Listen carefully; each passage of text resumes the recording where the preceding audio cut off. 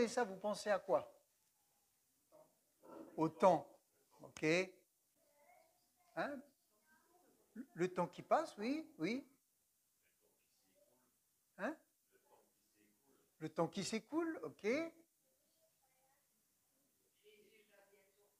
Voilà, par exemple, Jésus va bientôt revenir. Voilà, c'est une idée qui peut venir, enfin, c'est plus qu'une idée. Hein.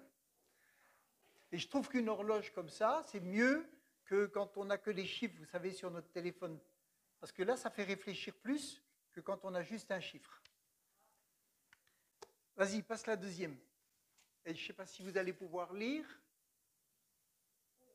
C'est petit. Je vais vous le lire. C'est dans un commentaire, quelqu'un qui raconte une histoire. Un jour que je flânais dans un magasin où on ne vendait que des horloges, j'ai vu écrit sur l'une d'entre vulnerant homme ultima neca, du latin qui veut dire toute blesse, la dernière tue, en parlant des heures. Toute blesse, la dernière tue, en parlant des heures qui inlassablement s'égrènent une à une. Voilà une petite phrase qui a de quoi faire réfléchir.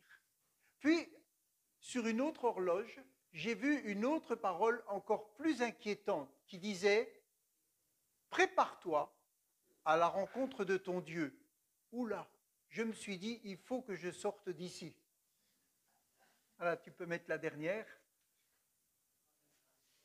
Prépare-toi à la rencontre de ton Dieu. Vous savez, souvent on doit se préparer parce qu'on a un rendez-vous, vous ne l'avez pas dit, quand on doit prendre le train, quand on doit passer un examen. Voilà, une horloge, ça veut dire prépare-toi. Tu as des rendez-vous, il faut que tu sois prêt. Et on a souvent des rendez-vous. Hein. Ou alors peut-être qu'il y en a qui ont dit, oh là là, oui, ça me rappelle que je suis en retard au culte. Hein. Ça arrive souvent, ça. Enfin, on pourrait imaginer un tas de choses, mais c'est une réalité. Alors, prépare-toi. Vous savez, quand je suis arrivé dans la salle de réunion qu'on appelle une église, la première fois, j'avais, je crois, 22 ans. C'était à Besançon, dans une petite salle qui s'appelle la rue Battant. Et dans cette salle, il y avait devant la chaire en bois, je crois qu'il y avait marqué « Dieu est amour ». Et sur un panneau, c'était marqué « Prépare-toi à la rencontre de ton Dieu ». C'était à peu près les deux seuls messages qui étaient mis sur cette petite salle. Prépare-toi à la rencontre de ton Dieu, c'est Amos 4, verset 12, et l'autre, Dieu est amour. Le premier me faisait peur. Prépare-toi à la rencontre de ton Dieu. Moi, je ne connaissais pas Dieu. Et le deuxième, je ne le comprenais pas. Dieu est amour. Donc, vous voyez, rien que ces deux versets-là, ça me posait deux problèmes énormes. Je ne connaissais pas Dieu, le Dieu d'amour, et je ne savais même pas comment me préparer, et je ne savais même pas qu'il fallait se préparer. Mais simplement deux versets comme ça pouvaient interpeller et se dire finalement, toute ma vie, je peux faire plein de choses, mais si je ne me suis pas préparé pour rencontrer Dieu, j'ai tout loupé. On racontait une histoire d'une jeune fille, je ne sais pas si elle est vraie, mais elle est parlante. Une jeune fille qui a eu un accident et sa mère, elle était là, elle était blessée et elle partait. Et sa mère était là, elle ne savait pas quoi faire et la fille lui a dit « Tu m'as préparé à tout. Tu m'as préparé à me maquiller, tu m'as préparé à faire à manger, tu m'as préparé à tout, mais tu ne m'as jamais préparé à rencontrer Dieu. » Et elle partait.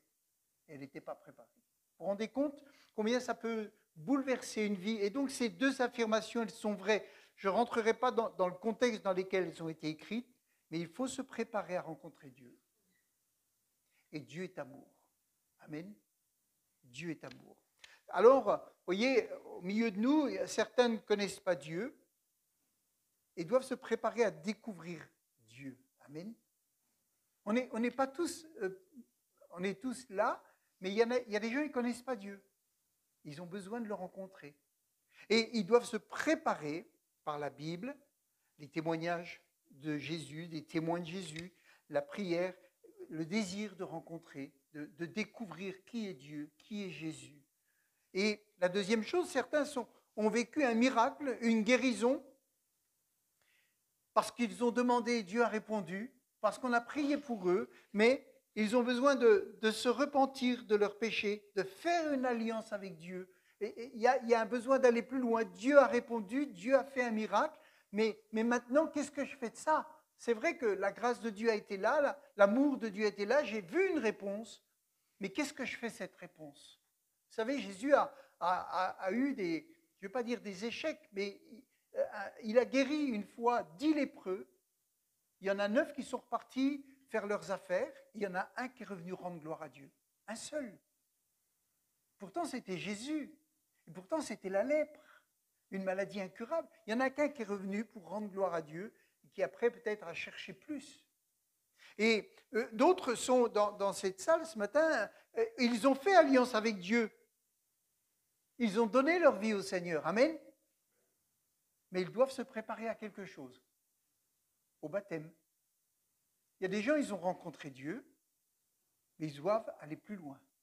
Ils doivent manifester publiquement leur rencontre avec Dieu par le baptême. Amen. Et ça se prépare. Ça s'appelle une préparation au baptême. Et puis, d'autres vont se marier, ils font une préparation au mariage. Amen. Et puis, certains sont baptisés d'eau, mais ils doivent se préparer à demander quoi? Le baptême du Saint-Esprit. Amen. Donc, quand on dit prépare-toi, la préparation, elle est dans tous les domaines. Si demain vous allez faire votre examen d'auto-école, eh bien, vous devez avoir préparé cet examen. Et c'est comme ça dans la vie. Et ce matin, nous sommes à la Pentecôte. Amen. Ça ne veut pas dire grand-chose aujourd'hui. Pour les chrétiens, normalement, ça doit dire quelque chose d'important. Alors, c'est quoi la Pentecôte? Ben, pour beaucoup, c'est un jour férié. Ben oui, hein. Surtout au mois de mai, hein, ça fait du bien, là. Hein. Pour les retraités, il n'y a plus de jours fériés, il n'y a plus de vacances, il n'y a plus de congés, ça change tout. Mais, donc, un jour férié. Hier soir, on s'est promené un petit peu dans la ville, là, après la pluie. C'est un jour de fête. Voilà, c'est un jour de fête. Et puis, pour d'autres encore, c'est quoi la Pentecôte? Il y en a eu un il n'y a pas longtemps. Là, vous savez, je suis terre à terre. Hein. C'est quoi la Pentecôte? C'est tout bête. Hein. Un grand week-end. Vous regardez, alors la carte, elle est noire en direction de Paris, là-bas, etc. Donc, c'est un grand week-end. Et puis, la Pentecôte, c'est quoi encore? Hein? Voilà, une réunion de famille, etc. Mais maintenant, on rentre plus dans le domaine biblique.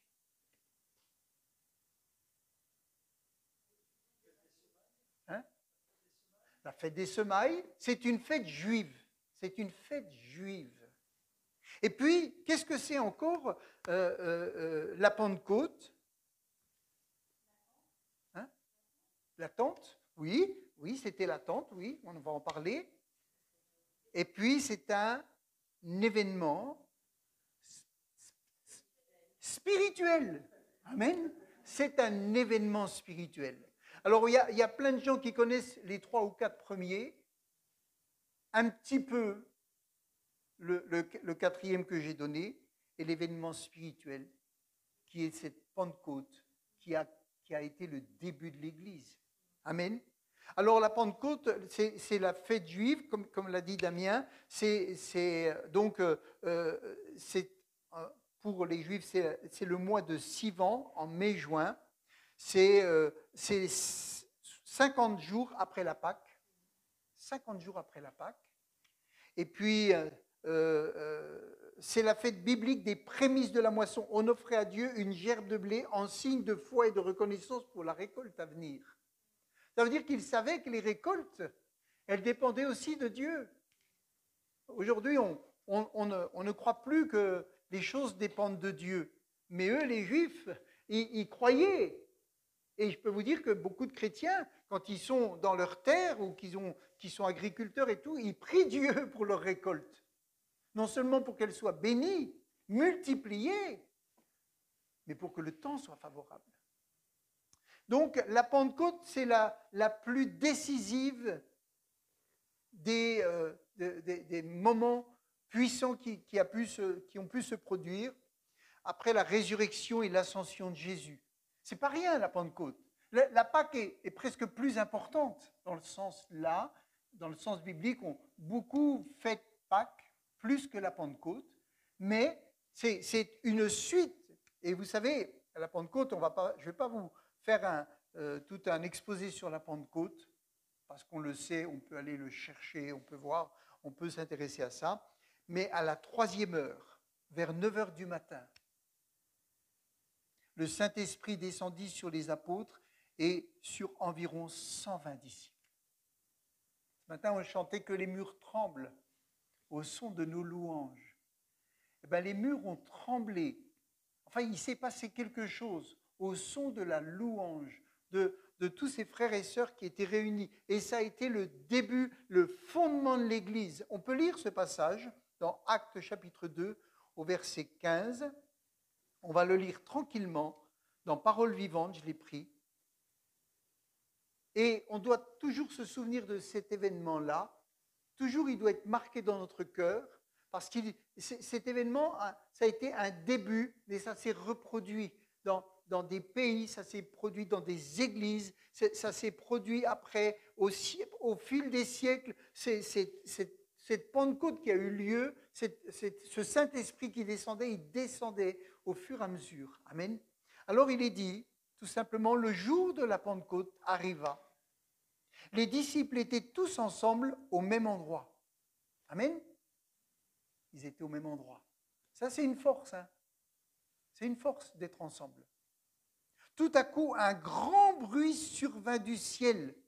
Ce n'est pas les murs qui ont tremblé, mais le bruit est venu du ciel.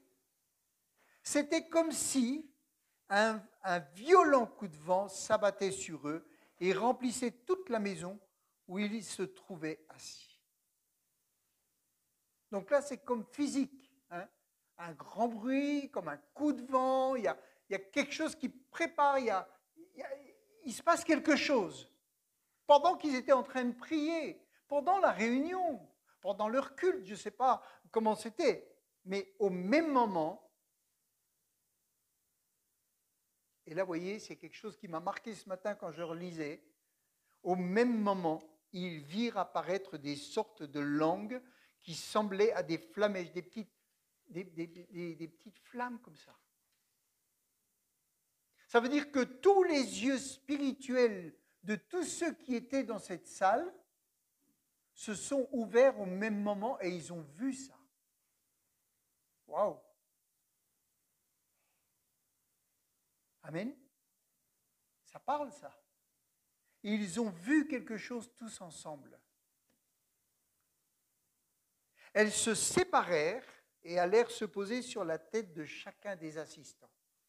Mais nous, si on voyait quelque chose comme ça, d'un seul coup, comme une grande flamme comme ça, et qu'on la voit, et ce n'était pas du feu, ça ne brûlait pas. Vous pouviez peut-être passer la main à travers, ça ne vous aurait pas brûlé. Mais ils l'ont tous vu. Ça veut dire qu'à un moment donné, leurs yeux se sont ouverts et ils ont vu des choses que l'on ne voit pas normalement. Puis après, ils ont vu cette flamme, cette grande flamme, se séparer en 120 petites flammes. Et ils les ont vus arriver sur eux et se poser sur leur tête. Vous seriez partis en courant, vous? Non mais franchement, c'est impressionnant. Mais c'est ce qu'ils ont vu. C'est ce qui nous est rapporté. Ils ont vu ça venir sur eux. Alors ils savaient que le Saint-Esprit allait leur être donné. Ils savaient. C'est pour ça qu'ils se préparaient depuis 10 jours.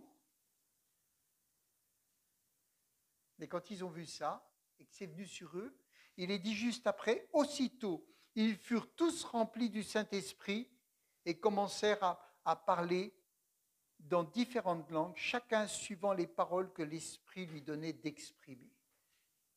Ça veut dire que, comment il s'appelle, Milo s'est peut-être mis à parler en chinois. Il parle très bien anglais.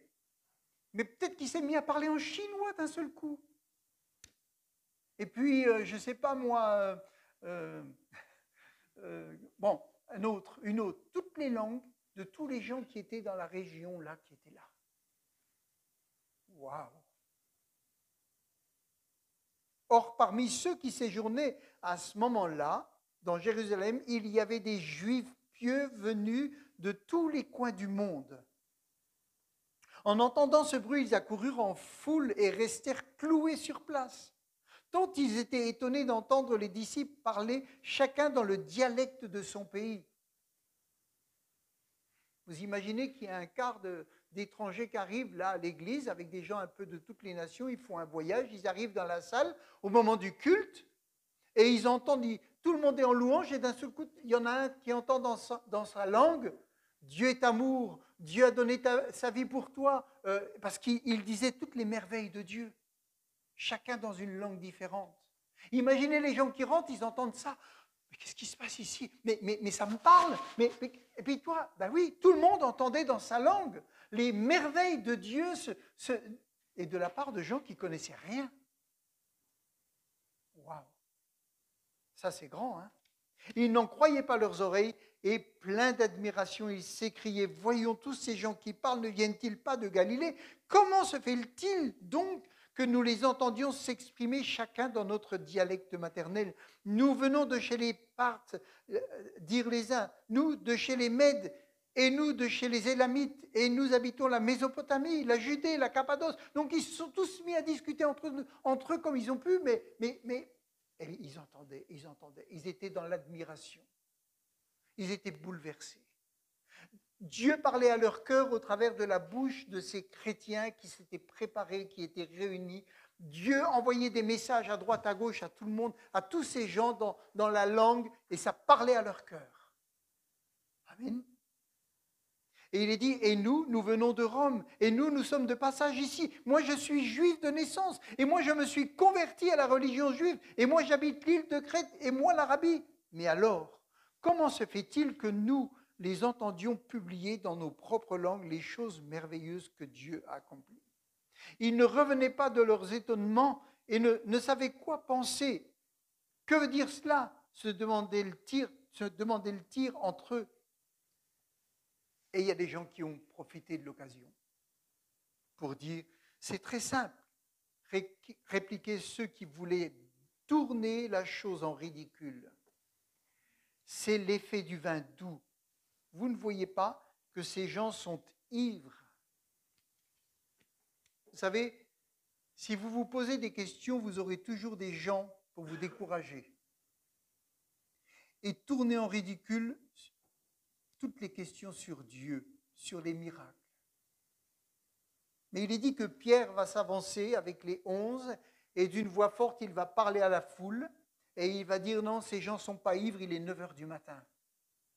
Mais c'est Dieu qui accomplit une prophétie qui avait été écrite, on ne va pas la lire, mais il est dit que, voilà, que les enfants auront des songes, des visions, etc. En ce jour-là, le Saint-Esprit fut accordé sans distinction d'âge. Amen. De sexe ou de condition sociale. À tous ceux qui étaient rassemblés dans la chambre haute, le Saint-Esprit est venu et a communiqué la puissance pour aller être des témoins, mais aussi tous les dons et se parler en langue et tout ce qui est venu avec. Amen. Il n'y avait aucune distinction. Le baptême, les dons, la plénitude du Saint-Esprit ont été offerts à tous les témoins du Christ. Ça a été une grâce, un cadeau qui a été fait. Ça a été le début, c'est ce qui a marqué le début. Et à partir de là, ils sont partis avec assurance. Il est dit que la première prédication a touché vivement le cœur de combien de personnes?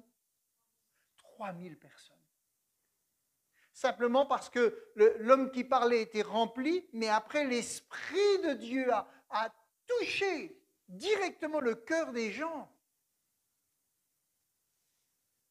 Sans aucune observation de rite particulier. Et donc, l'Esprit de Dieu était là pour fortifier, augmenter l'Église, ajouter à l'Église, édifier le peuple de Dieu. Amen. Ne craignez pas le Saint-Esprit.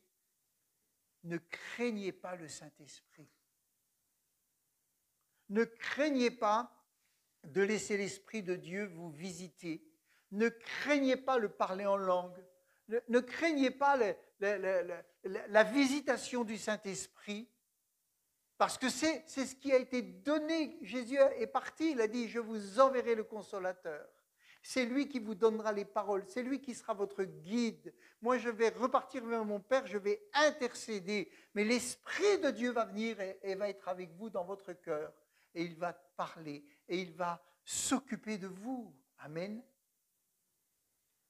On va relire des passages importants. Après sa résurrection, Jésus va passer 40 jours sur la terre, où il va aller vers l'un, l'autre, il va se montrer, etc. Donc, c'est important. Il va passer là 40 jours. Acte 1, verset 3, dans la version seconde. Acte chapitre 1, au verset 3. Il est dit, après qu'il eut souffert, il leur apparut vivant et leur en donnant plusieurs preuves, se montrant à eux pendant 40 jours. Ils ont vécu des choses fortes. Ces gens, une partie avait suivi Jésus, particulièrement les apôtres, pendant 3 ans et demi pratiquement. Il a été là, il les a enseignés, il les a préparés, il les a éduqués, il leur a révélé la parole, il leur a révélé des choses, il a prié pour eux, il en a guéri, il les a emmenés dans les villages, ils ont vu des guérisons, des manifestations, ils ont vu des grandes choses. Et puis, ils ont perdu leur roi à la croix, il est mort. Et ça a été 3 jours terribles. Puis après, il est ressuscité. Et pendant 40 jours, il a été avec eux, il s'est montré, il a donné des preuves. Et il est dit, comme il se trouvait avec eux, il leur recommanda de ne pas s'éloigner de Jérusalem, mais d'attendre ce que le Père avait promis. Ce que je vous ai annoncé, leur dit-il, car Jean a baptisé d'eau, mais vous, dans peu de jours, vous serez baptisés du Saint-Esprit. Ça, c'est dans les dernières paroles qu'il leur a dit. Mais vous recevrez une puissance, le Saint-Esprit survenant sur vous, et vous serez mes témoins. Amen. À Jérusalem, dans la Judée, dans la Samarie, et jusqu'aux extrémités de la terre. Après avoir dit cela, il fut enlevé pendant qu'ils le regardaient dans une nuée qui le déroba à leurs yeux. Il est parti. Et ils sont restés avec cette parole. D'autres passages ils ont dit, vous irez par tout le monde, vous imposerez les mains aux malades, etc. Mais alors, ils sont retournés au verset 12, à Jérusalem, de la montagne appelée des Oliviers, et après, près de Jérusalem, à la distance d'un chemin de sabbat. Et quand ils furent arrivés, ils montèrent dans la chambre haute. Et qu'est-ce qu'ils ont fait? La chambre haute, c'était leur salle de réunion, dans une maison. Qu'est-ce qu'ils ont fait? Il dit, ils montèrent dans la chambre haute où ils se tenaient d'ordinaire. C'était Pierre, Jean, Jacques, André, Philippe, etc. Et puis, il est dit, tous d'un commun accord, persévéraient ou se préparaient. Amen. Se préparaient dans la prière avec les femmes, Marie, mère de Jésus, avec les frères de Jésus. Et pendant 10 jours, ils se réunissaient. Je ne sais pas à quel moment, je ne sais pas comment ils faisaient, moi j'en sais rien. En tout cas, pendant 10 jours, ils ont été là. Et ils se sont préparés. Amen. Ils se sont préparés. Parce que Jésus avait dit, restez à Jérusalem, attendez. Mais ils ne se sont pas attendus chacun devant leur série ou chacun en pique-nique, en balade. Non, ils se sont préparés en étant ensemble à louer Dieu, à prier. Amen. C'était une préparation spirituelle. Et cette préparation spirituelle a fait que,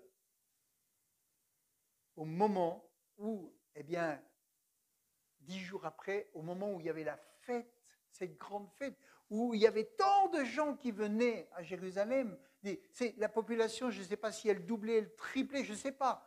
Mais, il faut demander ça à ceux qui étudient profondément. Mais en tout cas, c'était plein, partout. Et tout ce qu'ils ont vu allait être apporté, partout ils allaient repartir. Amen. Et dans ce moment-là, ils étaient prêts. Alléluia. Ils étaient prêts. Et ça, vous savez, c'est un secret. Être prêt. Se préparer à la rencontre de son Dieu. Quelqu'un qui ne connaît pas Dieu, il doit se préparer à rencontrer Jésus. Quelqu'un qui, comme je le disais, qui a rencontré Jésus, il se prépare au baptême. Amen. Et puis, etc. On se prépare selon l'étape de notre vie, on se prépare. Et se préparer à la rencontre de son Dieu, c'est à un moment donné, quand on sait qu'on est à la fin de sa vie, on se prépare. Amen. Là aussi, il faut se préparer. Même si on a rencontré Jésus, je pense qu'il y a des choses, on les prépare. On prépare ce moment où on va quitter la terre. On a des fois des paroles à dire à ses enfants, on a des choses des fois à régler, mais on se prépare.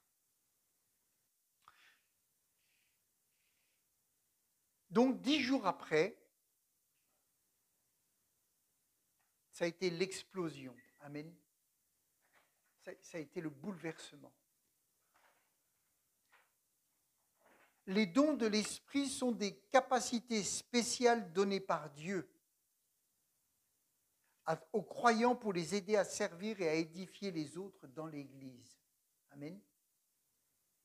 Alors, comment se préparer? Parce que ça, c'est important. Premièrement, la prière. On se prépare la prière. La prière, c'est un moyen essentiel de se préparer à recevoir les dons de l'esprit. Parce que vous pouvez recevoir. Dieu donne à qui il veut, quand il veut. Mais si vous n'êtes pas prêt, vous ne saurez pas les gérer. Si on vous confie une belle voiture de sport, mais que vous n'êtes pas préparé à la conduire, au premier virage, vous allez avoir un accident. Si on vous confie une machine exceptionnelle pour faire des travaux exceptionnels, mais que vous ne vous êtes pas formé, que vous n'avez pas été préparé, vous êtes devant la machine, elle est exceptionnelle, elle a des capacités extraordinaires, mais elle ne produira rien parce que vous ne savez pas l'utiliser. Donc, il y a besoin de se préparer. Demandez à Dieu de vous remplir de son esprit, de vous équiper des dons nécessaires pour servir. Demandez. Ça, c'est la prière. La première chose, c'est prier. Et la Bible dit, devant tous nos besoins, la première chose, demandez. Prier. Amen. S'adresser à Dieu. Lui dire, voilà, j'ai un problème. Comme on le disait dans le chant, je suis blessé. Vraiment, première chose, je veux la guérison, mais je me prépare en te demandant, en m'adressant à toi. Parce que tu es celui qui va pouvoir intervenir. Amen. Premièrement, c'est la prière. Ensuite, cherchez Dieu. Cherchez à le connaître davantage, plus profondément, à travers la Bible. Amen. Quand tu lis la Bible, tu te prépares. Vous savez, il y a beaucoup de choses qui n'ont pas lieu. Ce n'est pas parce que le diable est là, en train de tout casser. C'est simplement parce qu'on n'est pas préparé. On n'est juste pas préparé. La deuxième chose, se préparer à la lecture par la lecture de la Bible, la méditation, la communion avec Dieu. La lecture de la Bible va vous ouvrir les yeux, va vous donner une soif, et puis va vous révéler des choses. Parce que les révélations, elles sont à la portée, elles sont là-dedans. Et l'Esprit de Dieu travaille avec la parole. C'est l'Esprit qui a écrit, tout a été inspiré par l'Esprit. Donc quand tu lis la Bible, tu mets en action l'Esprit de Dieu dans ta propre vie. Amen. Donc la recherche de Dieu par la parole de Dieu.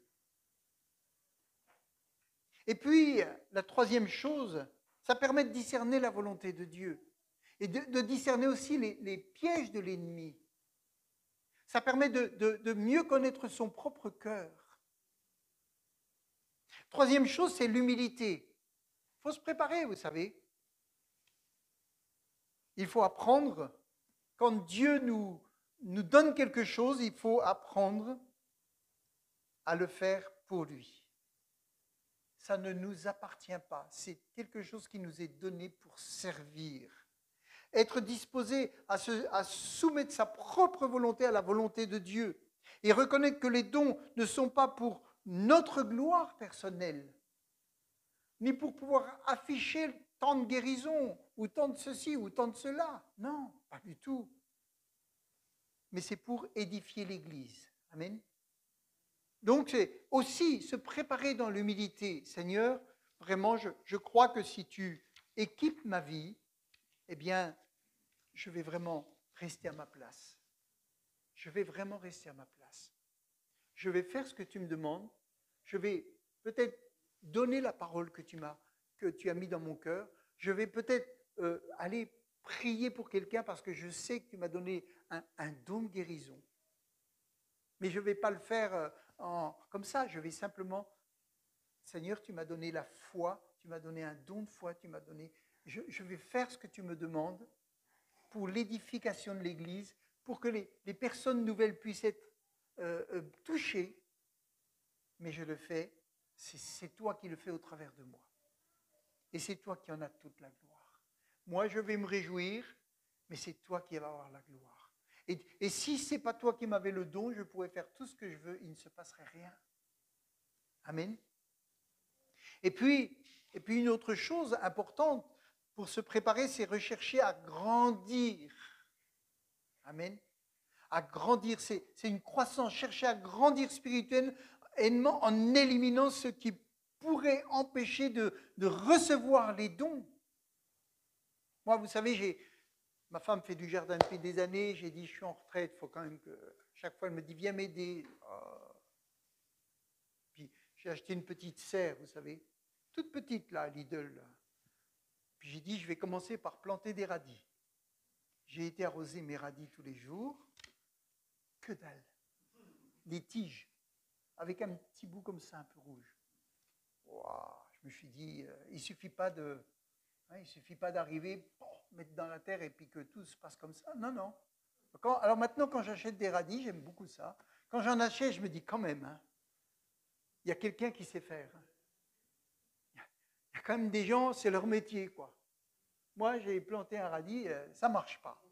Donc, il faut chercher qu'est-ce qui empêche. Est-ce que c'est la terre qui n'est pas appropriée? Est-ce qu'ils ont été au froid? Il y a quelque chose qui empêche ce radis, parce que la semence, elle est là. Elle a tout. Vous regardez le petit paquet, vous regardez les photos, vous voyez des beaux radis roses, des grands, des longs. Vous regardez ça, vous dites, waouh, c'est bon. Mais il y a plein d'obstacles, en fait. Il peut y avoir plein d'obstacles.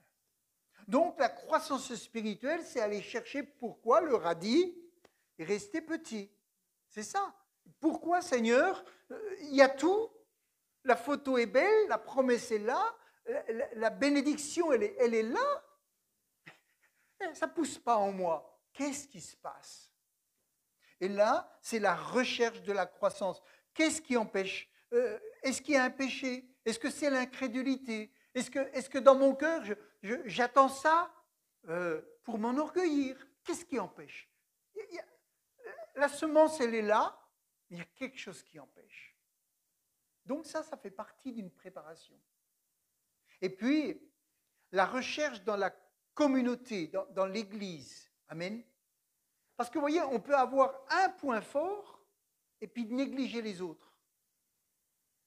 Ça ne va pas.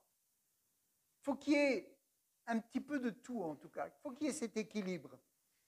S'impliquer dans une communauté chrétienne, dans une église, pour être enseigné. Amen. Oui, aujourd'hui, je reconnais qu'on peut être enseigné sans venir dans une église. Ça, je suis d'accord. C'est vrai, il faut le reconnaître. Et c'est bien pour les gens qui n'ont pas la possibilité. C'est bien pour des gens qui sont malades, alités et qui n'en peuvent pas. C'est bien pour des gens dont peut-être la famille s'oppose ou dans des pays persécutés. C'est très bien. Tous les outils, vous savez, tout ce qui se fait aujourd'hui peut être mis au service de Dieu. Même si c'est souvent servi, ça peut être servi au service du mal, ça peut être utilisé pour le bien. Mais Jésus a créé l'Église. Amen. Et c'est quelque chose qui est indispensable malgré tout. Ça permet de s'encourager, de s'exhorter au travers des autres. Amen. Vous savez, si j'arrive un jour pas trop bien, il y a ceux qui vont dire, ah ben ouais, le pasteur il est en train de couler. Puis il y en a d'autres qui vont dire, bah, qu'est-ce qui t'arrive?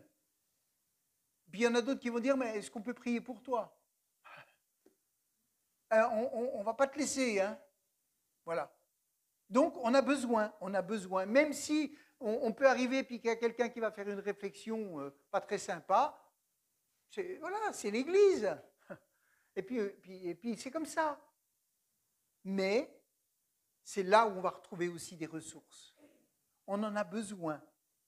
C'est vraiment important. C'est aussi là souvent que les dons sont manifestés, même s'ils peuvent être manifestés en église de maison. C'est pas le problème. Mais c'est quand on est réunis. Amen. Parce que c'est d'abord pour l'édification de l'église. Puis après, ça permet d'aller... on dit que les murs de l'extérieur doivent tomber pour qu'il y ait vraiment un partage avec les gens qui ont besoin. Et puis la recherche de la formation. Ça aussi. Chercher, se former, s'éduquer. Avec des cours bibliques, rechercher. Il y a plein de livres qui sont intéressants à lire, qui vont aussi vous édifier. Il y a des gens, vous savez, ils disent, oh, les livres, c'est pas spirituel, c'est la Bible, c'est la Bible, c'est la Bible. Mais c'est des gens bénis qui racontent des fois comment ils ont été bénis, ou qui vont montrer leur expérience, qui vont dire, ben voilà, de telle manière, ça va vous aider. Donc les livres sont importants, il faut peut-être sélectionner des fois, oui, mais ça va vous faire beaucoup de bien. Beaucoup de bien. Donc, vous voyez, tout ça, c'est la préparation. Là, moi, quand j'ai quitté Besançon, on m'a dit, si tu veux un réveil, tu as qu'à te mettre à genoux, prie. Et puis, si ça ne marche pas, c'est de ta faute. Voilà, ça, c'était ma préparation. Ben, je peux vous dire qu'on a souffert. Hein. Ben oui, parce qu'il n'y avait pas que ça. Il n'y avait pas que ça. C'est vrai qu'il y a ça, c'est vrai, mais il n'y a pas que ça. Il n'y a pas que ça. Et quand on essaye de prendre un peu de tout cela, ben finalement, petit à petit, on est prêt. Amen. Petit à petit, on est prêt. Il y a des gens, on leur a dit, t'as qu'à jeûner pendant 15 jours et tu vas voir, l'Esprit de Dieu va tomber sur toi. Ils sont jeûnés, ils étaient capoutes, et puis l'Esprit de Dieu ne les a pas visités. Ça ne veut pas dire qu'il ne faut pas jeûner, mais ça veut dire que la préparation, elle se fait d'une façon équilibrée dans plein de choses. Amen. Et là, quand on est prêt, et des fois, vous savez, il n'y a même pas besoin d'être prêt, parce que l'Esprit de Dieu, il vient sur qui il veut, comme il veut, quand il veut. Mais nous, pour pouvoir gérer tout ça, et même pour notre vie quotidienne de tous les jours, on a besoin de se préparer. Amen. Il y a 2 personnes qui doivent témoigner depuis un certain temps, et chaque fois, je me prépare. Je me dis, merci Seigneur. Merci Seigneur. Parce que quand on prend à cœur, ça ne veut pas dire qu'on ne peut pas témoigner là tout de suite. Si j'appelle quelqu'un, vous pouvez témoigner. Hein. Mais ça veut dire qu'aussi on prend au sérieux les choses et on veut être prêt. Amen. Ça, c'est important. Alors, on va lire dans Romains chapitre 12, verset 6, dans Paroles vivantes.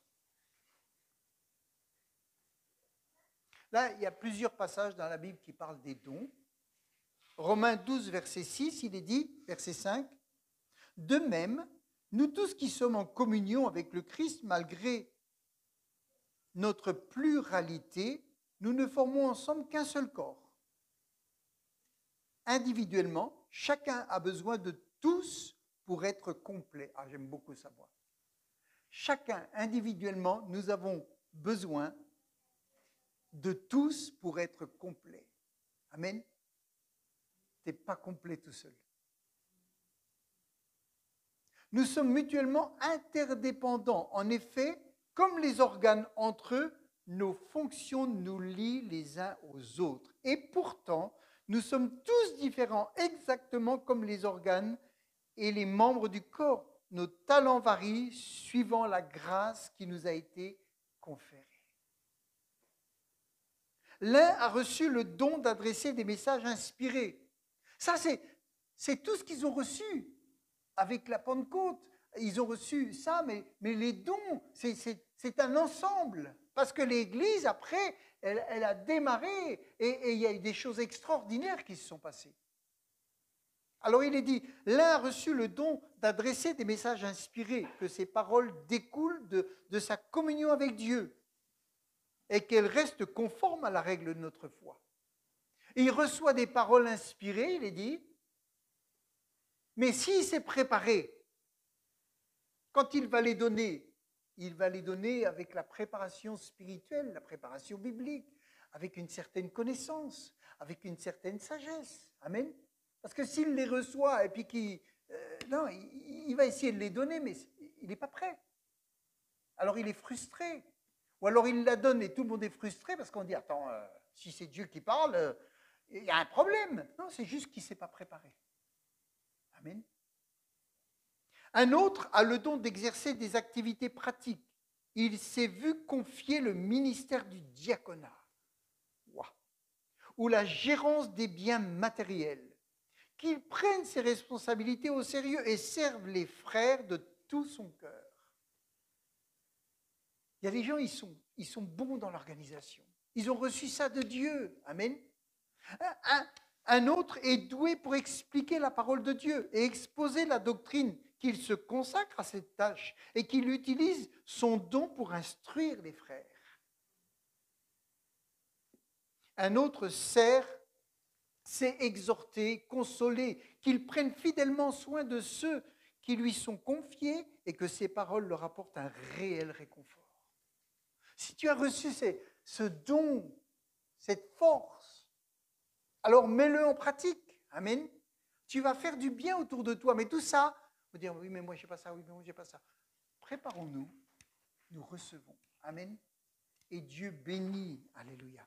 Que celui à qui Dieu a confié des richesses matérielles en fasse part généreusement. C'est Dieu qui vous a confié, si vous êtes riche. Souvent, il n'y a pas beaucoup de riches. Mais si vous êtes riche, et que c'est Dieu qui vous a donné des richesses, il est dit que celui à qui Dieu a confié des richesses matérielles en fasse part généreusement, qu'il donne en toute simplicité, sans calcul ni arrière-pensée. Mais Dieu multipliera. Hein? C'est Dieu qui va multiplier. Mon frère, si Dieu te donne beaucoup d'argent et que tu sais donner généreusement, à des gens qui des fois ont besoin, comme Dieu t'inspire, mais Dieu va dire, si celui-là, si l'argent que je lui donne, il sert au royaume de Dieu, je vais lui en donner encore plus. Amen.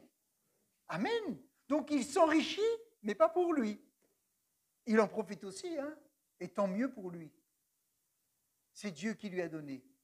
Et puis, que celui qui sait diriger le fasse avec autorité et zèle. Que celui qui préside les réunions y mette tout son cœur. Vous voyez, il y a quand même une part de nous. Hein. C'est un don. C'est l'esprit qui dit. Mais il y a une part de nous. Il y a une part d'engagement. Il y a une part de préparation. Il y a une part d'humilité. Il y a une part de croissance. Il y a toute une part qui vient de nous. Mais quand tout cela est bien fait, c'est la gloire de Dieu. Amen. C'est les gens qui disent « Waouh, c'est merveilleux ce qui se passe ici ». Si vous visitez les malades, apportez-leur la joie. Si vous allez voir quelqu'un qui est pas bien, puis que vous commencez à être pas bien avec lui, 2 pas bien égale encore moins bien, d'accord? Mais si vous lui apportez la joie, vous allez lui faire du bien. Amen. Même si sa situation ne va pas changer tout de suite, en tout cas, vous l'avez réconforté. Vous venez avec une parole, vous vous êtes préparé à le visiter, vous avez prié, Seigneur, donne-moi une parole d'encouragement, donne-moi un verset biblique, donne-moi peut-être de prier avec lui, ou peut-être, Seigneur, tu peux peut-être le guérir. En tout cas, je me prépare à faire cette visite. Parce qu'un malade, vous savez, il est hypersensible, il est déjà affaibli, il est touché dans sa chair, il est abîmé, il ne sait pas comment ça va finir, etc. Il y a tous les pronostics, il y a donc une parole qui va venir comme ça, qui a été inspirée de Dieu, parce que la personne, non seulement elle a un don, elle a une capacité de Dieu, mais en même temps elle se prépare et elle est là pour donner la vie, communiquer la vie, l'espérance. Eh bien, même si ça dure qu'un quart d'heure des fois, la personne, elle repart, elle a fait ce que Dieu lui a demandé, et l'autre, elle est dans son lit, elle dit « Waouh, merci Seigneur, merci Seigneur, merci Seigneur. » Amen. Et quand la famille arrive, elle dit « Waouh, merci Seigneur. » Puis les autres disent « Qu'est-ce qui t'arrive avec ton problème ?»« Merci Seigneur. »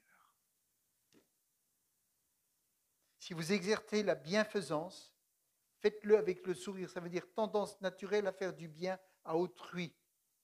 Faites-le avec le sourire.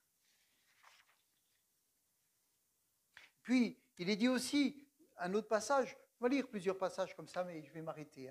Éphésiens 4, verset 11, il est dit, il a été donné les uns comme apôtres, les autres comme prophètes, les autres comme évangélistes, les autres comme pasteurs et docteurs pour l'édification de l'Église. Amen. Vous savez, moi, où on était, nous, à Besançon, on nous formait à l'évangélisation. Et c'est très bien. Et puis tout le monde voulait partir comme pasteur. Parce que c'était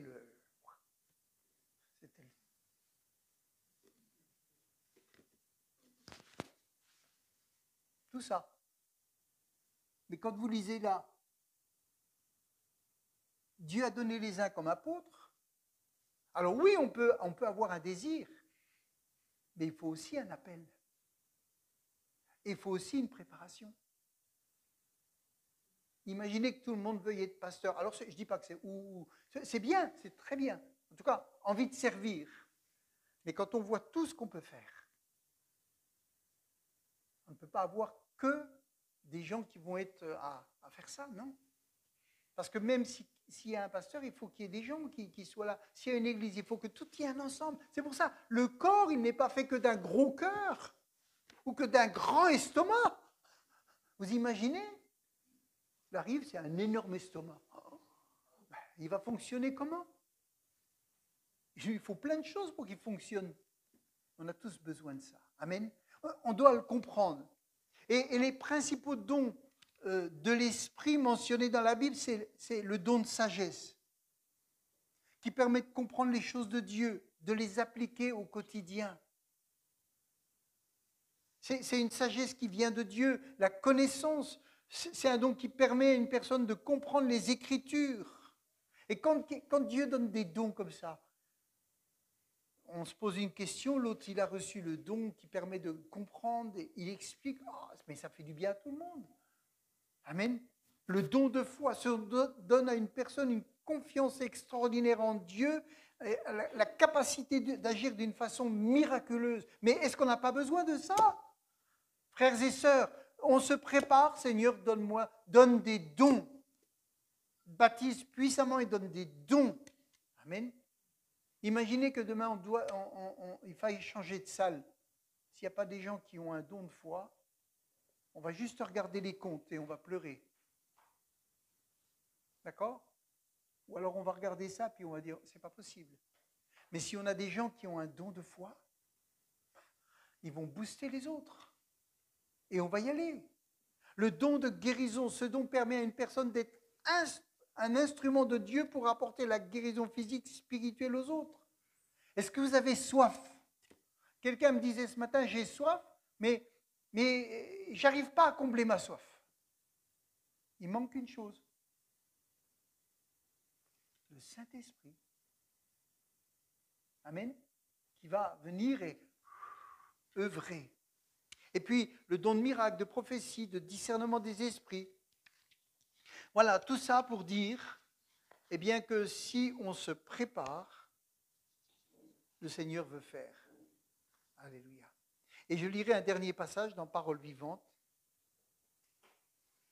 1 Corinthiens 12, verset 4. 1 Corinthiens 12.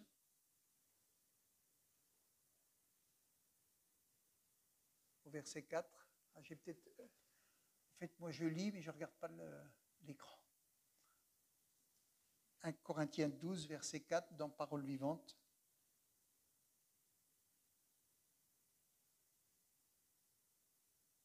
Alors, j'ai peut-être pas pris le bon verset.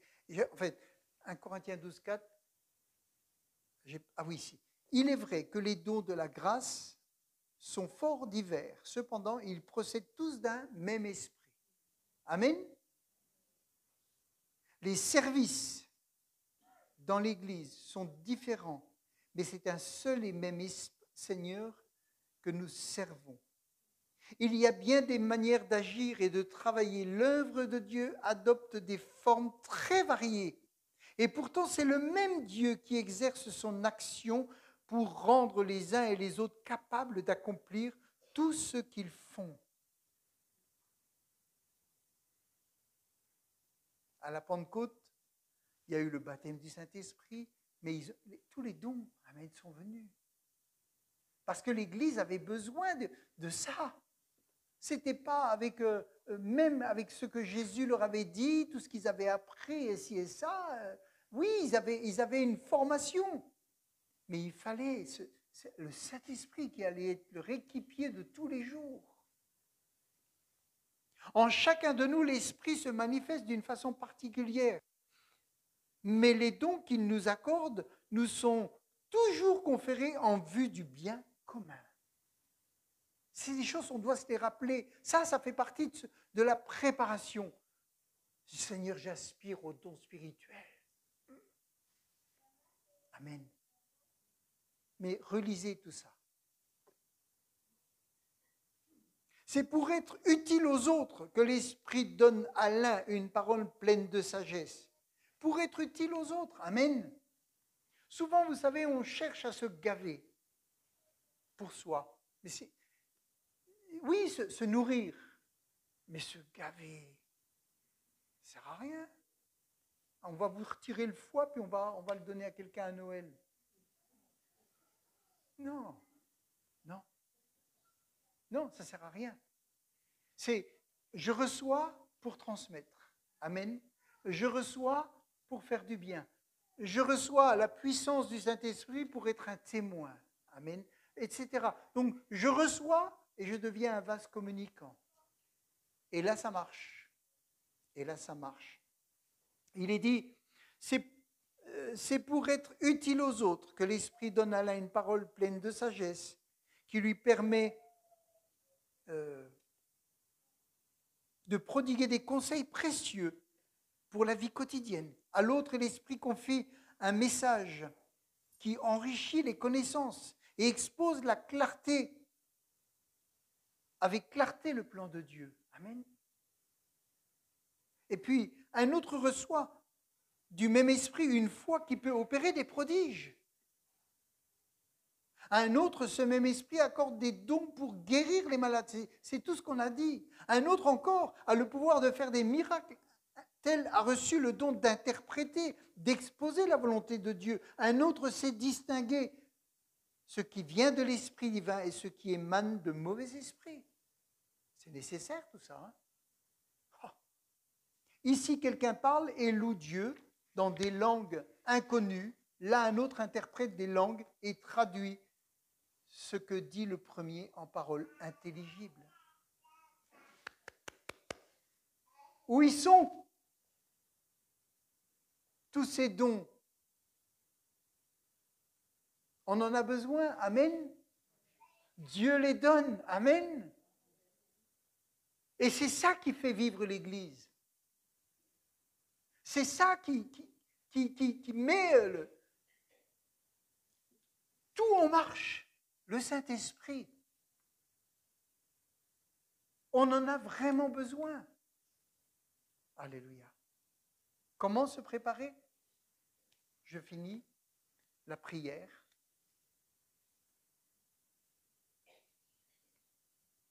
Quel que soit le niveau où tu es, tu te prépares à l'étape suivante en priant. Amen. Deuxièmement, chercher Dieu. Chercher à connaître Dieu plus profondément. Étudie Il y a des gens, ils ont un plan de lecture et tous les jours, ils lisent le plan.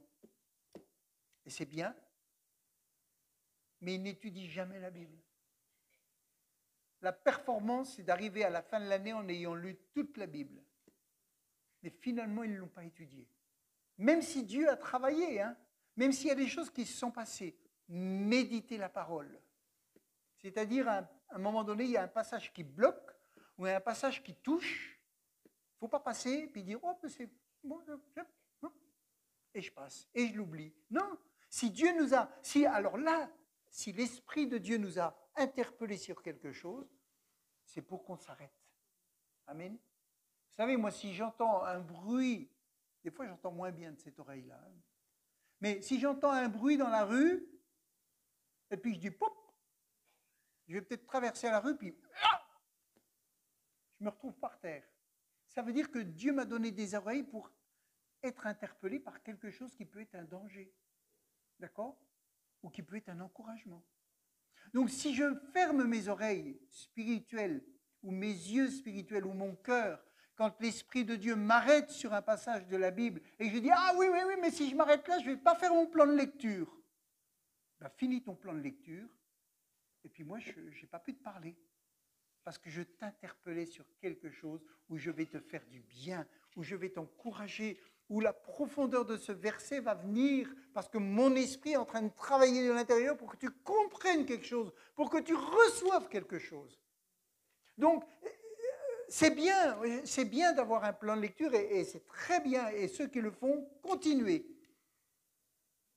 Mais, si vous prenez du retard ou que vous allez passer plus de temps parce que l'Esprit de Dieu vous interpelle, même si vous ne finissez pas, laissez-vous interpeller. Amen. C'est comme si nous, on dit la réunion finit à midi et qu'à midi moins 5, l'Esprit de Dieu dit, je vais les bouleverser et je vais commencer. Et que vous commencez à sentir l'Esprit de Dieu travailler.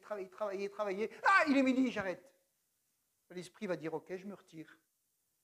Il ne va pas forcer, il se retire et on passe à côté. Ne passons pas à côté. Amen.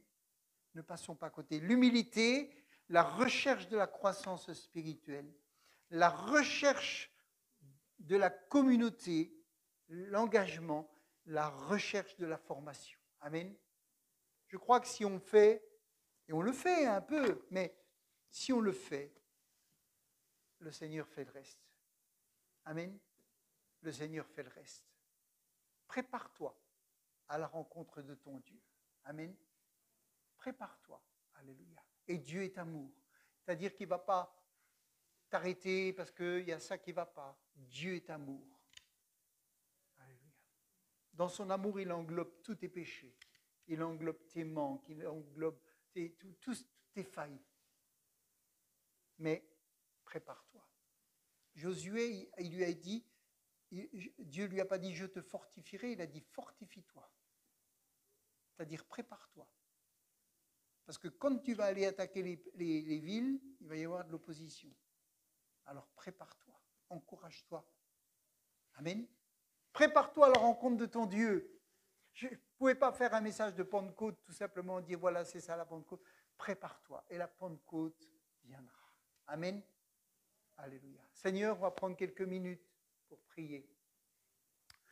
Seigneur Jésus, nous te rendons grâce.